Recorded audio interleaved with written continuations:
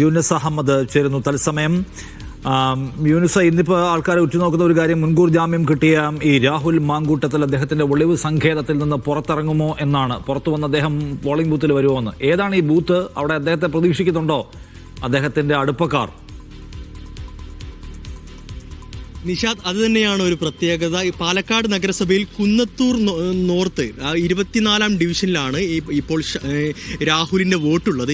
ഇന്ന് വൈകുന്നേരത്തോടുകൂടെ ഇവിടെ എത്തുമെന്നാണ് പ്രാദേശികമായിട്ടുള്ള കോൺഗ്രസ് നേതാക്കളൊക്കെ പറയുന്നത്. കാരണം വോട്ട് ഒരു പൗരന്റെ ഒരു കടമയാണ്, അവർ സ്വതന്ത്രമാണ്, അത് അവർ ചെയ്യണം എന്നുള്ളൊരു കാര്യമാണ് ഈ നാട്ടുകാരൊക്കെ, പ്രത്യേകിച്ച് കോൺഗ്രസ് പ്രവർത്തകർ പറയുന്നത്. കാരണം കഴിഞ്ഞ ദിവസം ഒരു മുൻകൂർ ജാമ്യം ലഭിക്കുകയുണ്ടായി. തിരുവനന്തപുരം സെഷൻസ് കോടതി ഈ രണ്ടാമത്തെ ബലാത്സംഗ പരാതിയിൽ രാഹുൽ മാങ്കൂട്ടത്തിന് മുൻകൂർ ജാമ്യം നൽകുകയുണ്ടായി.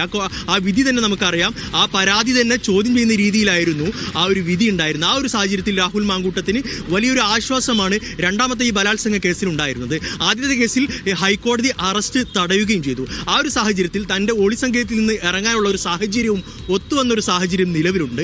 അപ്പോൾ തന്റെ ഒരു കടമ എന്ന നിലയ്ക്ക് വോട്ട് ചെയ്യാൻ എത്തുമെന്നുള്ള ഒരു പ്രതീക്ഷയിലാണ് ഇപ്പോൾ ഈ ഒരു മേഖലയിലെ കോൺഗ്രസ് പ്രവർത്തകർ ഉള്ളത്. നമുക്ക് ഇവരോട് തന്നെ നമുക്ക് ചോദിക്കാം, ഇപ്പൊ രാഹുൽ മാങ്കൂട്ടത്തിൽ വോട്ട് ചെയ്യാനെത്തോ?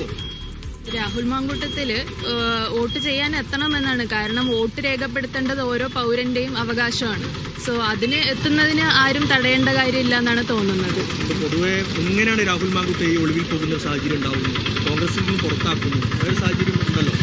അത് കാരണം അങ്ങനെ ഒരു അലിഗേഷൻ വരുന്ന സമയത്ത് മാറി നിൽക്കുന്നതല്ലേ അതിൻ്റെ നല്ലത്. പിന്നെ കോൺഗ്രസിന് മറ്റൊന്നും ചെയ്യാൻ കഴിയില്ല. ഈ സമയത്ത് ഇത് തന്നെയാണ് ഏറ്റവും ഉത്തമമായിട്ടുള്ള ഒരു ഡെസിഷൻ എന്ന് പറയുന്നത്. ഇനി കുറ്റം തെളിയട്ടെ. ഇനിയിപ്പോൾ നമുക്ക് ഇതൊക്കെ ആരോപണങ്ങളല്ലേ. MLA ഒളിവിൽ പോകുന്നു, ആഴ്ചകളോളം ഒളിവിൽ പോകുന്നു, ആ ഒരു സാഹചര്യം നിലനിൽക്കുന്നു. ഇതൊരു പാർട്ടിയെ സംബന്ധിച്ചിടത്തോളം വലിയൊരു ഡാമേജ് അല്ലേ? ഇപ്പോ ജാമ്യം കിട്ടിയിട്ടുണ്ടല്ലോ അല്ലേ? അത് അങ്ങനെ ഒരു സാഹചര്യം വരുമ്പോൾ മറ്റൊന്നും ചെയ്യാൻ കഴിഞ്ഞിട്ടുണ്ടാവില്ല എന്നാണ് തോന്നുന്നത്. അതുകൊണ്ടായിരിക്കണം അങ്ങനെ ഒളിവിൽ പോകേണ്ടി വന്നിട്ടുള്ളത്. നിലവിൽ MLA ആയിട്ട് രാഹുൽ ഇവിടെ തുടരണം തന്നെ തന്നെയാണോ അഭിപ്രായം? കുറ്റം ചെയ്തിട്ടില്ല എന്നുണ്ടെങ്കിൽ MLA തുടരുന്നതുകൊണ്ട് യാതൊരു തെറ്റുമില്ല.